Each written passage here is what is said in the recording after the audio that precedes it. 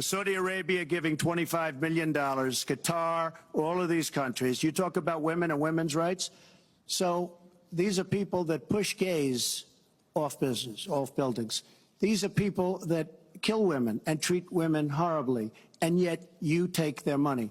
So I'd like to ask you right now, why don't you give back the money that you've taken from certain countries that treat certain groups of people so horribly? Why don't you give back the money? I think it would be a great gesture, because she takes a tremendous amount of money. That was Donald Trump once upon a time, back at a debate in 2016 when he was an outsider candidate running, he said, against special interests and, as you just heard it, dirty money from morally compromised countries.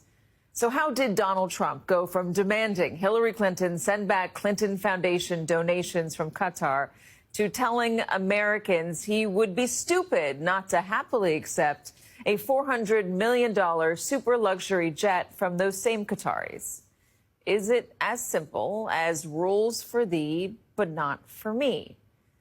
In some ways, yes, but in reality, it is so much more entangled than that. Over the past 2 decades, according to a deep dive done by journalists at the Free Press, Qatar has spent almost $100 billion with a B dollars to establish its legitimacy here in the United States. In American businesses and newsrooms, American colleges and universities, American-made weapons, American energy, lobbying, and public relations in Washington, even the military, as Qatar built and still pays for the Al Udeid Air Base outside of Doha.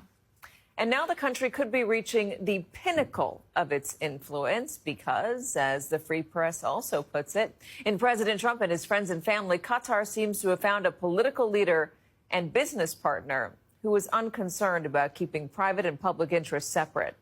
From his chief of staff, attorney general, and FBI director to his eldest sons, Qatar's money has touched them all. So what do the Qataris want in return? And what is Donald Trump prepared to give them? The president is in Doha as we speak, his second stop of his first major international trip.